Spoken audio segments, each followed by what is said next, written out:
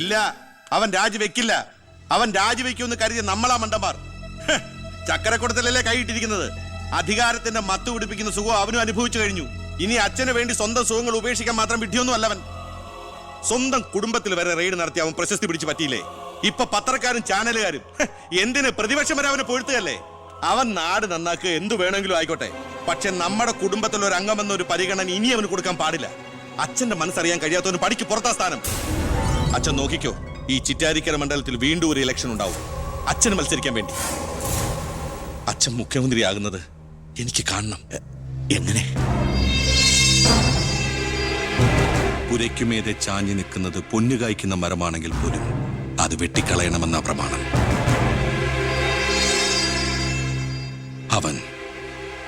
അവൻ ഇല്ലാതാകണം.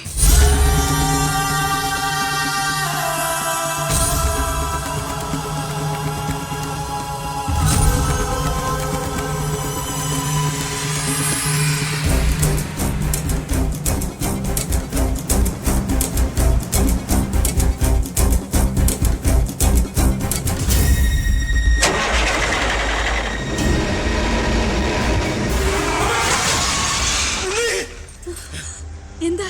എന്തു പറ്റി?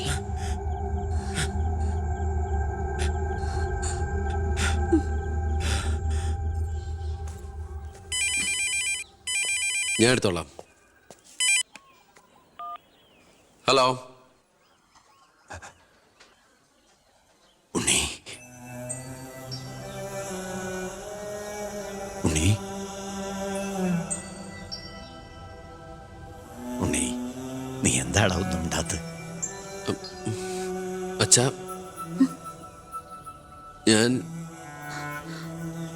എനിക്ക് നിന്നെ ഒന്ന് കാണണം. ഞാനിപ്പോ ഡൽഹിക്ക് പോകാൻ വേണ്ടി എയർപോർട്ടിൽ പോകാൻ നിൽക്കുക. എന്തായാലും ഞാൻ അവിടെ വന്നിട്ട് നീ പോയാൽ മതി. ഉടനെ എത്താം. അച്ഛനാ, ആ ശബ്ദത്തില് പഴയ സ്നേഹവും വാത്സല്യവും ഒക്കെ എന്നെ ഉണ്ണീന്ന് അച്ഛൻ പണ്ടെങ്ങും വിളിച്ച് കേട്ടതാ. പിന്നെ ഇപ്പോഴാ ഇങ്ങോട്ട് വരണുണ്ടെന്ന്. ഈശ്വരാ.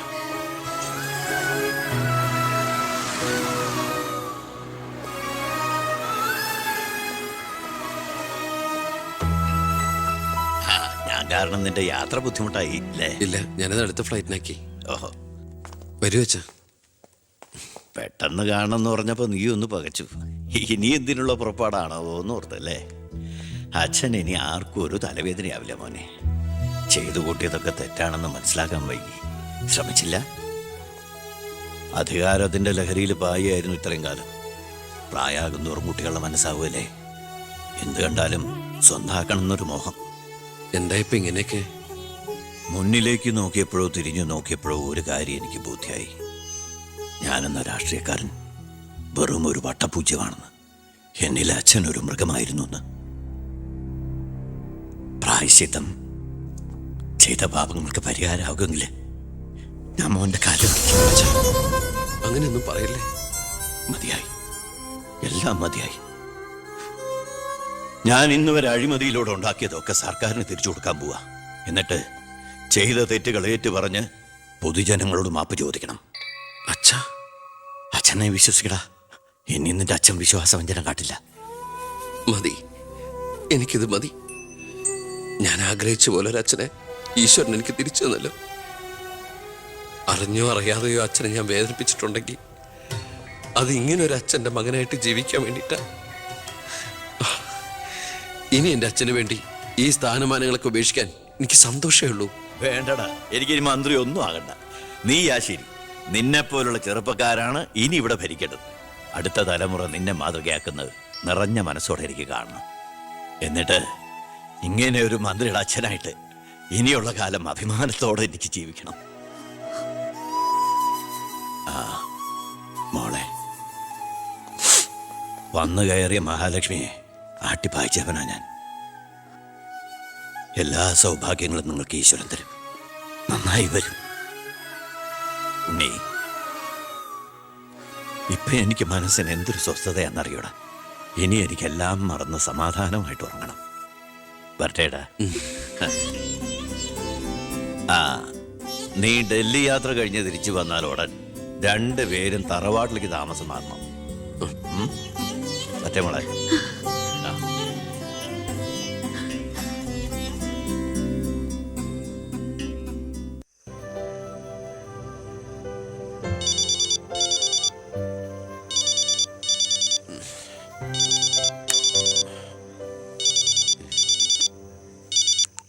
ഹലോ.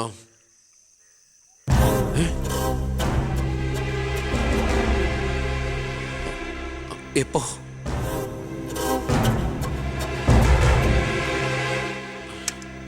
മുൻ വിദ്യാഭ്യാസ മന്ത്രി ബാലഗംഗാധര മേനോൻ കാറപകടത്തിൽ കൊല്ലപ്പെട്ടു.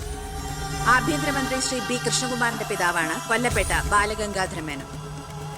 സംഭവസ്ഥലത്തു നിന്നും ലോറി ഡ്രൈവർ ക്ലീനറും ഓടി രക്ഷപ്പെട്ടു. മൃതദേഹം പോസ്റ്റ്മോർട്ടത്തിന് ശേഷം ചിറ്റാരിക്കരയിലുള്ള സ്വവസതിയിലേക്ക് കൊണ്ടുപോകും.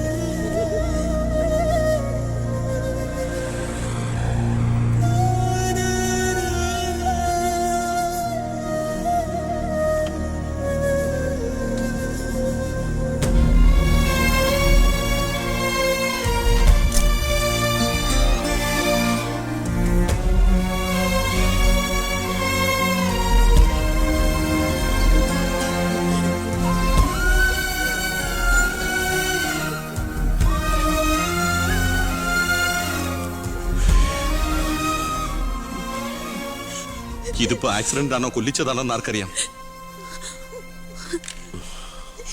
അധികാരം ഒഴിഞ്ഞു കൊടുക്കാതിരിക്കാൻ വേണ്ടി സ്വന്തം മകൻ തന്നെ കൊല്ലിച്ചതാണെന്ന് എല്ലാരും പറയുന്നത്. അയ്യോ,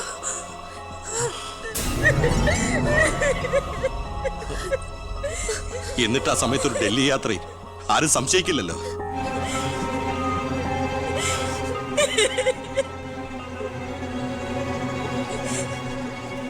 അമ്മേ, അച്ഛനേക്കാൾ വലുതാണോ നിനക്ക് അധികാരം?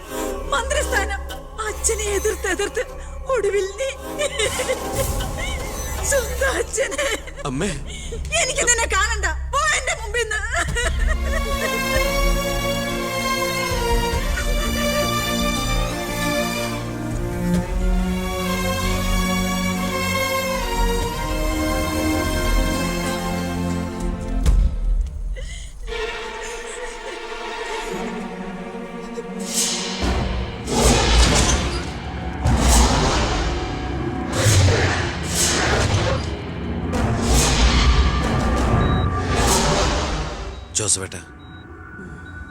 ജോസഫേട്ടൻ അച്ഛൻ്റെ കൂടെ എങ്ങനെയാ? താനിതെങ്ങോട്ടാ? ഞാൻ അങ്ങോട്ടാ? അങ്ങോട്ട് അല്ല, ഇങ്ങോട്ട്. കയറോ വണ്ടിയില്. ഇങ്ങോട്ട് കയറോ. ആള് മാറിപ്പോയില്ലല്ലോ. ഞാൻ ജോസഫാ. എന്നോട് വണ്ടി കയറാനല്ലേ പറഞ്ഞു? എങ്ങോട്ടാ എന്നെ കൊണ്ടുപോകുന്നേ? കൊല്ലാൻ. വണ്ടി വിടണോ? 10-25 കൊല്ലം നിഴൽ പോലെ നടന്നതല്ലേ എൻ്റെ കൂടെ. താനുണ്ടാകണം ഇനി എന്നോടൊപ്പം. PA ആയിട്ടല്ല, നല്ലൊരു സുഹൃത്തായിട്ട്. സാറിന് വട്ടായോ? ഞാൻ ഉദ്ദേശിച്ച. താനൊന്നും ഉദ്ദേശിക്കണ്ട. ഇത്രയും കാലം എനിക്ക് വട്ട് തന്നെയായിരുന്നു. ഇപ്പൊ തിരിച്ചറിവ് വന്നു. എൻ്റെ മോൻ എൻ്റെ കണ്ണ് തുറപ്പിച്ചിടും. എന്റെ ഈശോയെ, ഞാൻ എന്തായി കേൾക്കുന്നത്? ലക്ഷ്മിക്ക് സന്തോഷമായി കാണുമല്ലേ? അതല്ലേ രസം. ഞാൻ അവളോട് ഒന്നും പറഞ്ഞില്ല. ഒരു സസ്പെൻസ് ആയിക്കോട്ടെ. മകനും മരുമകളും പെട്ടെന്ന് വീട്ടിൽ വന്ന് കയറുമ്പോൾ അവൾ അന്തം വിട്ടു പോകും.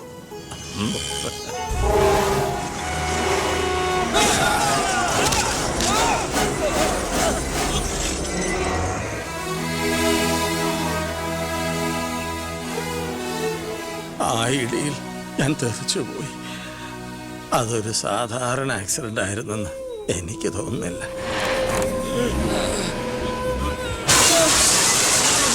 അല്ലെങ്കിൽ പിന്നെ ആ ലോറി പിന്നോട്ടെടുത്ത ശേഷം പിന്നെയും കൊണ്ടുവന്നിടിച്ച എന്തിനാ? മനഃപൂർവ്വം ആരോ ജയിച്ച പോലെ.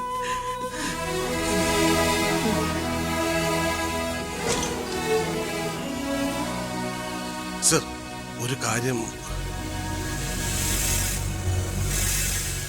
ആ ലോറി ഡ്രൈവറും കിളിയെ ഒളിച്ചിരിക്കുന്ന സ്ഥലം കണ്ടുപിടിച്ചു. പക്ഷേ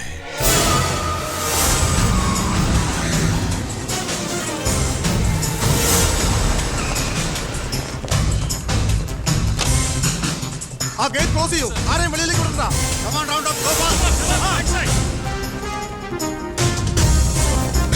സാർ സോറി മാഡം. ആ നോക്കൂടെ, ആ ബാത്റൂമില്. ഏട്ടാ, അയ്യോ, എന്താ ഇത്?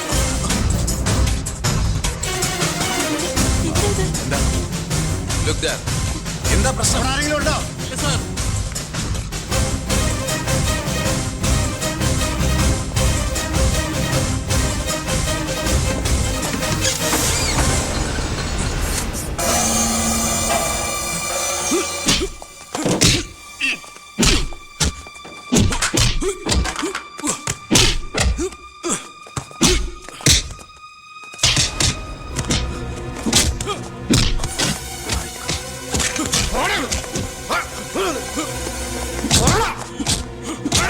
ആര് പറഞ്ഞിട്ടാ നീ മേനോ സാറിനെ കൊന്നത്?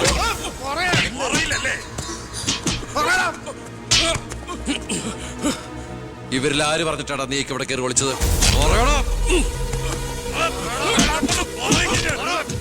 ഒന്ന് നിർത്തുന്നുണ്ടോ? അമ്മേ, എന്താ എന്താ ഇവിടെ? അമ്മേ, ഇവന് അച്ഛനെ എന്നിട്ട് ഈ വീട്ടിൽ തന്നെ. വേണ്ട, നീ നിന്റെ പോലീസും ചേർന്ന് എന്നെ ബോധ്യപ്പെടുത്താനാണ് ഈ വേഷം കെട്ടെങ്കിൽ അത് വേണ്ട. നിനക്ക് എന്ന് തുടങ്ങിയടാ നിന്റെ അച്ഛനോട് ഇത്ര സ്നേഹം? ദയവ് ചെയ്ത് ഇവിടുന്ന് ഇറങ്ങി പോകുന്നുണ്ടോ? ഇല്ല, ഇവനെ കൊണ്ട് സത്യം പറയിപ്പിച്ചിട്ട് ഞാൻ പോവൂ. ഈ ലോകത്ത് എന്റെ അമ്മയെ മാത്രം എനിക്ക് ബോധിപ്പിക്കണം, ഞാനല്ല എന്റെ അച്ഛനെ കൊന്നതെന്ന്. പറയടാ, ആരടാ നിന്റെയൊക്കെ പിന്നില്? ആരടാ നിന്റെയൊക്കെ പിന്നില്? പറയടാ. പറയാൻ ആരടാ എന്റെ അച്ഛനെ കൊന്ന്? ഇവരെ തല്ലിക്കൊന്നാലും പറയില്ലടാ. എനിക്കറിയാം ആരാണെന്ന്. ഇനി എനിക്ക് പിടിച്ചു നിൽക്കാനാവില്ല. ഞാൻ പറയാം. ആ, നീ ഇതുവരെ എഴുന്നേറ്റില്ലായിരുന്നു. ഇന്നലെ ശകലം ലേറ്റായി. ശരി, ഞാൻ കുറെ നേരം കാത്തിരുന്നായിരുന്നു. എന്താ രാവിലെ? എനിക്കൊന്ന് അമ്പലത്തിൽ പോണം. അമ്പലത്തിലേക്കോ? അതെ, 20 കൊല്ലങ്ങൾക്ക് ശേഷം. ആ പിന്നെ ഞാൻ ഇന്നലെ നമ്മുടെ ഉണ്ണിയുടെ അടുത്ത് പോയിരുന്നു. പരസ്പരം എല്ലാ വിഷമങ്ങളും പറഞ്ഞു തീർത്തു. അവൻ വെറും പാവാ മോനെ, ശുദ്ധപാവം. ഇപ്പം എൻ്റെ മനസ്സ് മുഴുവൻ കുറ്റബോധ. നമുക്കെന്താടാ ഭ്രാന്തായിരുന്നു? ആവശ്യമില്ലാത്തതൊക്കെ ചിന്തിച്ച് ഒടുവിൽ നമ്മുടെ ഉണ്ണിയെ ഓർക്കുമ്പോൾ തന്നെ സഹിക്കാൻ വയ്യ. ഞാൻ ഇതുവരെ ഉണ്ടാക്കിയ കോടികളുടെ കള്ളപ്പണം മുഴുവൻ സർക്കാരിന് തിരിച്ചേൽപ്പിക്കാൻ പോവാ. എന്താ നീ എന്താ ഒന്നും മിണ്ടാത്ത? ഞാൻ എന്നും അച്ഛനെ അനുസരിച്ചിട്ടല്ലേ ഉള്ളൂ. അച്ഛൻ എന്തു പറയുന്നോ ഞാൻ അതുപോലെ ചെയ്യാം. ഇതുപോലെ തങ്കപ്പെട്ട മരുമക്കളെയും മോനെയും കിട്ടിയതാ എന്റെ സമ്പാദ്യം. ആ, എല്ലാം നല്ലതിനാണെന്ന് ഓർത്ത് സന്തോഷിക്കാം അല്ലേ? ആ പവി, അമ്പലത്തിൽ പോയതിന് ശേഷം ഞാൻ ആ വഴി തന്നെ തിരുവനന്തപുരത്തേക്ക് പോകും. അവിടെ ഒരു പത്രസമ്മേളനം അറേഞ്ച് ചെയ്തിട്ടുണ്ട്. ജനങ്ങളുടെ മുമ്പിൽ ഞാൻ എന്ന അഴിമതിക്കാരൻ്റെ കുറ്റസമ്മതം. എനിക്കിപ്പോൾ വേണ്ടത് മനസമാധാനം, മനസമാധാനം മാത്രം.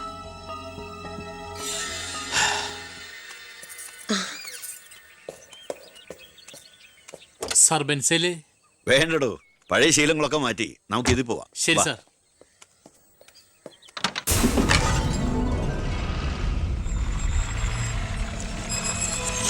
White ambassador KL188888 X minister Balagangadhara Menon. 8 മണിക്ക് മുമ്പേ കാർ നാഷണൽ ഹൈവേ വഴി വരും. കൊലപാതകമാണെന്ന് ഒരിക്കലും സംശയിക്കാത്ത വിധത്തിൽ കാര്യങ്ങൾ തീർക്കണം. ഓക്കെ? ആ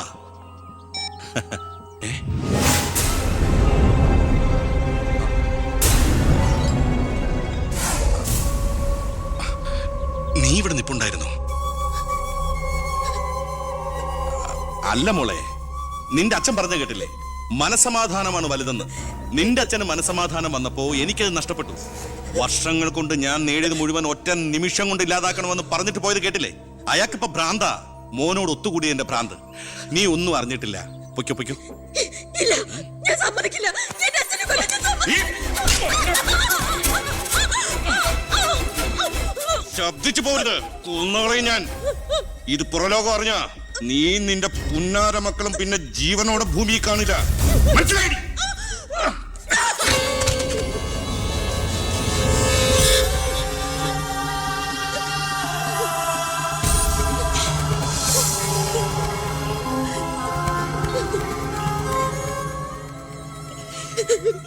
അയാള് ദുഷ്ടനാ, പണത്തിന് വേണ്ടി എന്തും ചെയ്യാൻ മടിയില്ലാത്തവൻ. ഞാനിത് പറഞ്ഞാൽ എന്നെ കുട്ടികളെ അയാള് കൊല്ലും. പറഞ്ഞില്ലെങ്കിൽ ഈ ജന്മം എന്റെ അച്ഛന്റെ ആത്മാവിനോട് പൊറുക്കില്ലടാ. മോനെ ഉണ്ണി, എന്നോട് പൊറുക്കടാ.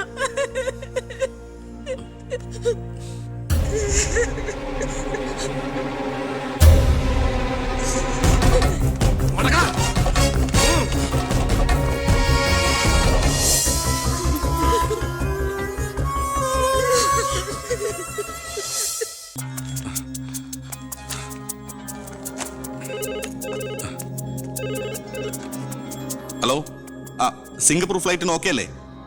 അടുത്ത ഫ്ലൈറ്റ് തന്നെ വേണം. ആ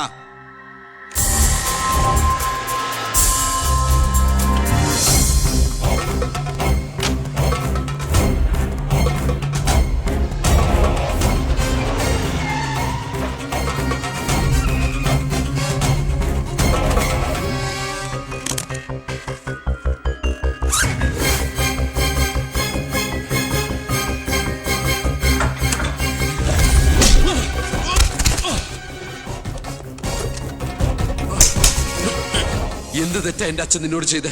എന്തിനാ എന്റെ അച്ഛനെ ഞാനെന്ത് ചെയ്തെന്നാ? നീ ഒന്നും ചെയ്തില്ലല്ലേ?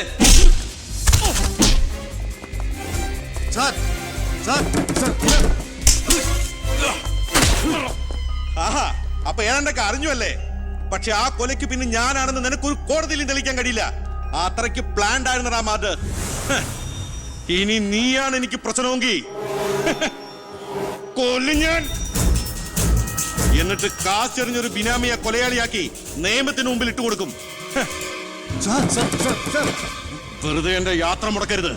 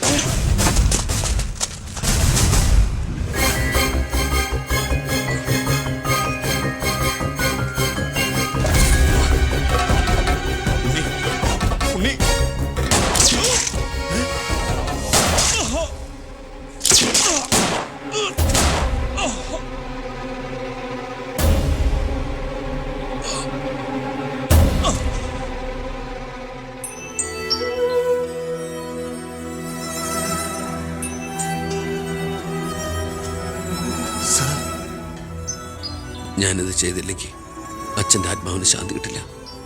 എന്ത് ശിക്ഷ ഏറ്റുവാങ്ങാനും എനിക്ക് സന്തോഷമേ ഉള്ളൂ. നോ സർ, സാർ ശിക്ഷ ഏറ്റുവാങ്ങി ജയിലിൽ കിടക്കേണ്ട ആളല്ല. നിങ്ങളെപ്പോലൊരു മന്ത്രിയെ ഈ നാടിന് ആവശ്യം. ജനങ്ങൾ അത്രമാത്രം പ്രതീക്ഷ സാറിന് അർപ്പിച്ചിരിക്കുന്നു. ഒരുപാട് നന്മകൾക്ക് വേണ്ടി ഇത് നമുക്ക് മറക്കാം സാർ. അതെ സാർ. ഹോം മിനിസ്റ്ററെ പ്രതി കരുതിക്കൂട്ടി വിളിച്ചു വരുത്തി അറ്റാക്ക് ചെയ്തു. ആസ് എ സെക്യൂരിറ്റി ഓഫീസർ എനിക്ക് അയാളെ കൊല്ലേണ്ടി വന്നു. CRPC 130, 131 FIR closed.